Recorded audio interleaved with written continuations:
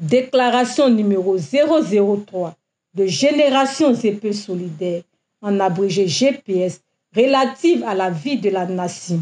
À l'occasion de sa réunion du samedi 6 juillet 2024, le cadre restreint de Générations et Peuples solidaires, en abrégé GPS, s'est intéressé à plusieurs sujets marquant de l'actualité sociopolitique internationale et nationale.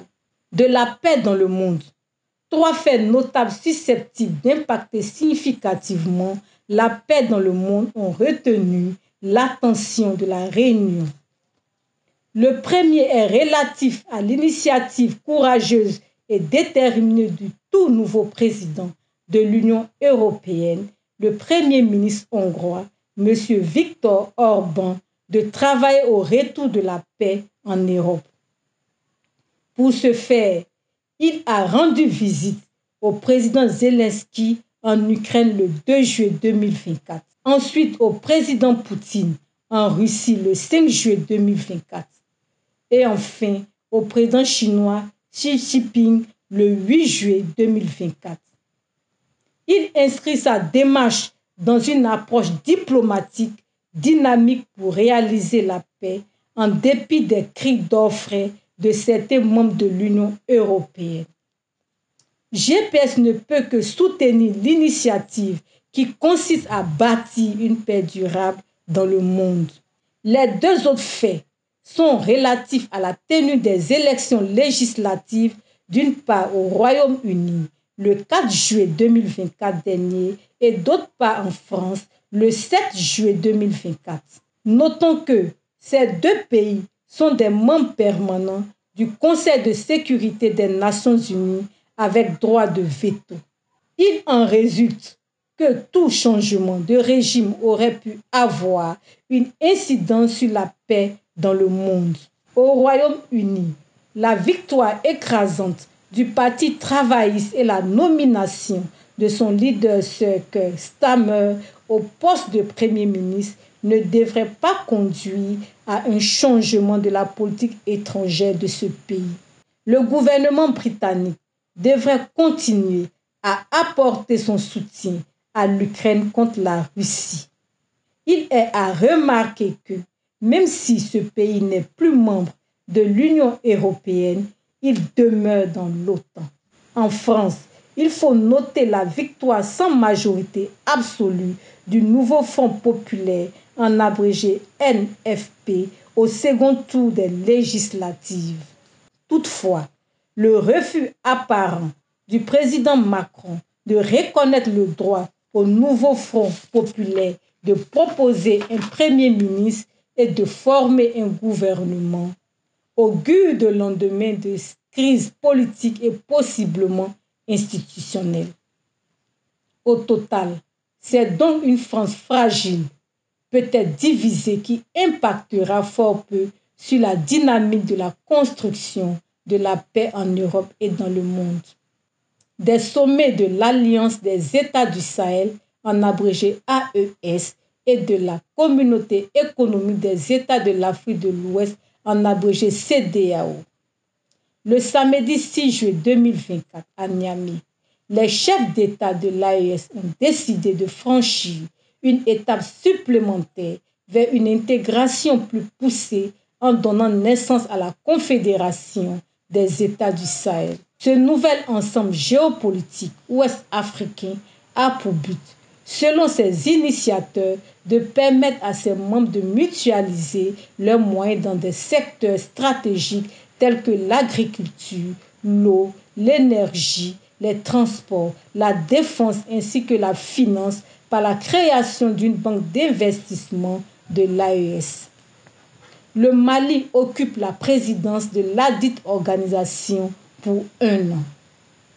De leur côté, les chefs d'État et de gouvernement de la Communauté économique des États de l'Afrique de l'Ouest, CEDEAO, réunis en sommet ordinaire à Abuja, au Nigeria, le dimanche 7 juillet 2024, ont regretté cette décision qui fait planer, selon eux, un risque de désintégration de la région. Ils estiment qu'en se retirant de la CEDEAO, le Mali, le Niger et le Burkina Faso risquent l'isolement diplomatique et politique, la perte de millions d'euros en investissement et pourraient voir leurs ressortissants contraints d'obtenir des visas pour voyager dans la région. GPS voudrait rappeler que la Côte d'Ivoire, terre d'accueil, abrite de longue date des communautés importantes de ressortissants de ces pays frères. GPS voudrait attirer l'attention des chefs d'État de la CEDEAO qu'instaurer un visa entre pays ouest-africains est contraire à l'esprit d'union, de fraternité et de solidarité prôné par les pères fondateurs de l'organisation sous-régionale et de l'Union africaine. GPS fait remarquer que se retirer de la CEDEAO pour intégrer un autre espace géopolitique plus conforme à ses aspirations est un choix souverain. Ce choix a déjà été opéré par la Mauritanie en 2000, qui a quitté la CEDEAO pour intégrer l'Union du Maghreb arabe, en abrégé UMA. Malgré ce départ, la coopération entre les deux parties continue notamment par le biais d'un accord d'association d'une part et par la signature d'accords bilatéraux d'autre part. Brandir la menace d'imposer des entraves à la libre circulation des personnes est contre-productif et constitue des procédés inamicaux qui ont justement poussé ces pays à acter leur retrait de la CEDEAO. Le recours systématique aux menaces d'emploi de la force, aux sanctions politiques, diplomatiques, économiques, financiers et les tentatives d'étranglement par des blocus terrestres et aériens ont pourtant fait la preuve de leur échec. C'est pourquoi GPS appelle les dirigeants de la CEDEAO à savoir raison garder face à cette nouvelle donne géopolitique avec laquelle il faudra désormais compter, tout en privilégiant la voie de la discussion et du dialogue pour mettre en place les mécanismes d'un cadre de collaboration et de coopération avec la Confédération des États du Sahel. De la situation sanitaire en Côte d'Ivoire. GPS relève plusieurs situations sanitaires préoccupantes dans notre pays. La résurgence de la maladie de Covid-19. Il est fait cas d'une résurgence notable de la maladie à Covid-19 depuis le retour des pèlerins ivoiriens du Hajj 2024. Le ministère de la Santé, de l'Hygiène publique et de la couverture maladie universelle a fait état de 25 cas de personnes contaminées parmi les 619 pèlerins déjà revenus au pays. Une analyse des services de virologie a permis d'identifier les variants responsables de cette nouvelle vague. Il s'agit des variants KP2 et KP3 issus d'Omicron qui sévissent en Europe, aux États-Unis et en Asie depuis le mois de mars, sans entraîner de décès significatifs en raison de leur faible nocivité malgré leur grande contagiosité. L'on peut donc s'attendre à une nouvelle circulation du virus au sein de la population, en raison des formalités d'accueil aux aéroports, des déplacements, des pèlerins vers leurs villes et villages d'origine et des festivités liées à leur retour. GPS prend note de la déclaration du gouvernement indiquant la faible dangerosité de ces nouveaux variants et donc le risque minime de létalité qu'ils représentent.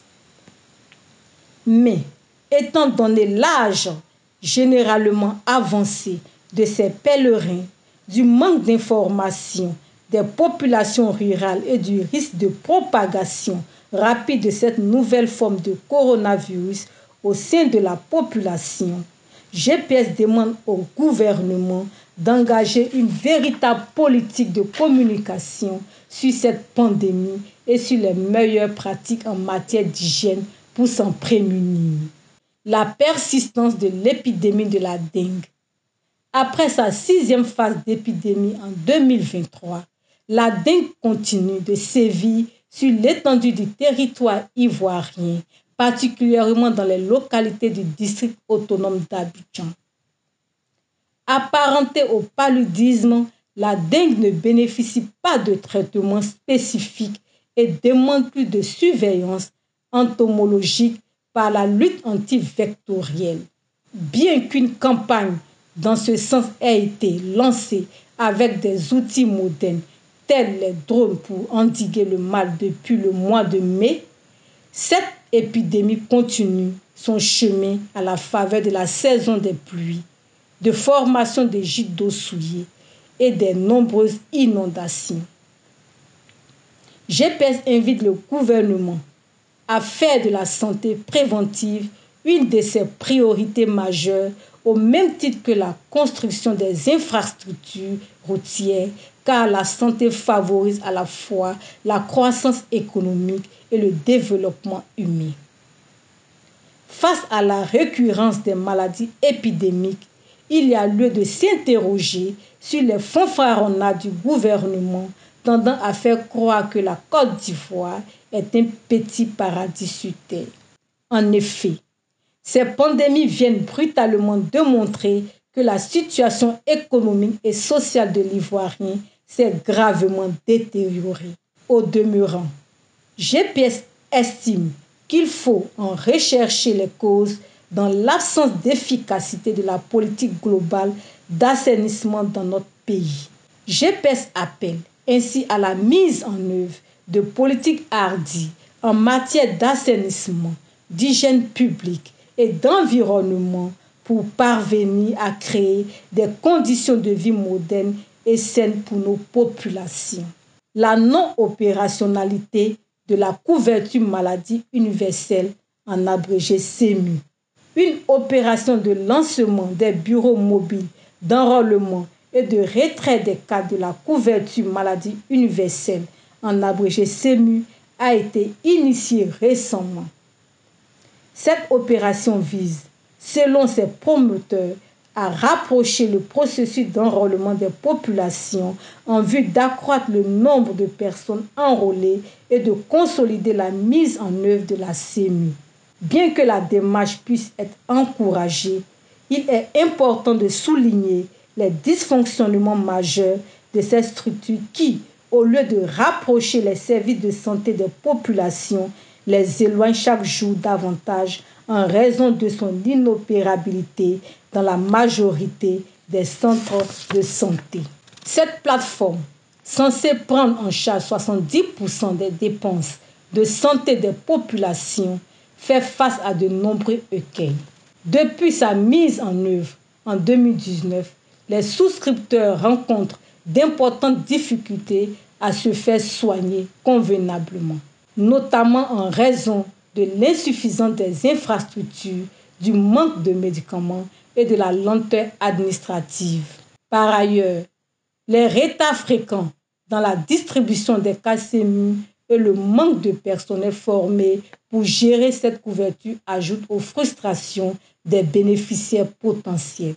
GPS se demande, à raison, si le souci primordial du gouvernement n'était pas de renflouer ses caisses par l'enrôlement d'un grand nombre de souscripteurs au détriment du bon fonctionnement de ces structures qui constituent un pan important du système de santé de tout pays aspirant à un développement humain qualitatif et quantitatif. La CEMU constitue ainsi l'un des gros échecs de la politique gouvernementale et les populations ne s'y résolvent pas que sous la contrainte témoignant d'un mécontentement général vis-à-vis de cette initiative mal gérée. L'intoxication au cyanure à Zouaoumia. Au cours du mois de juin 2024, des informations concordantes ont fait état de 185 personnes intoxiquées après avoir bu de l'eau et mangé du poisson pêché dans le fleuve Cavally. Plusieurs centaines de poissons morts flottant sur ce fleuve ont également été ramassés.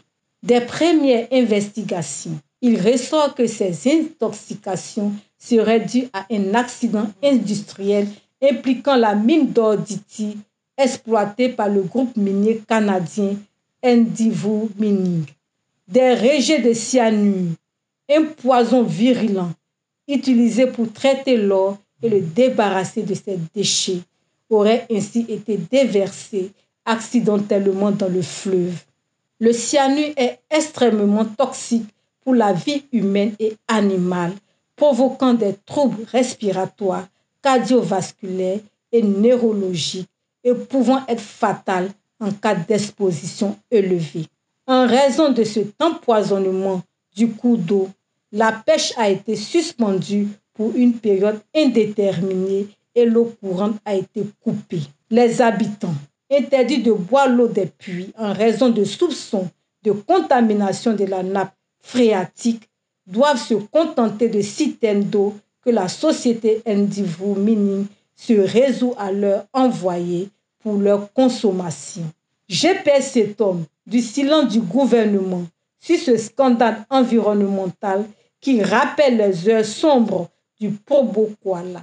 Cette situation constitue un problème majeur de santé publique et environnementale, mettant en danger des vies humaines et animales et nécessite un traitement minutieux par une sensibilisation des populations.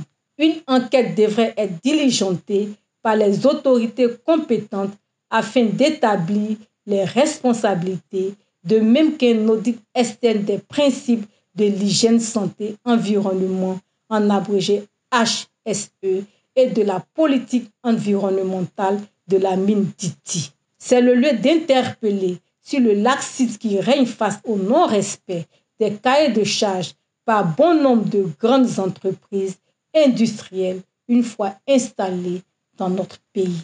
De la situation politique en Côte d'Ivoire, le cadre restreint a été informé qu'un drone d'espionnage a été aperçu au domicile du vice-président Koné Souleymane Kamaraté d'Issoul Toussoul.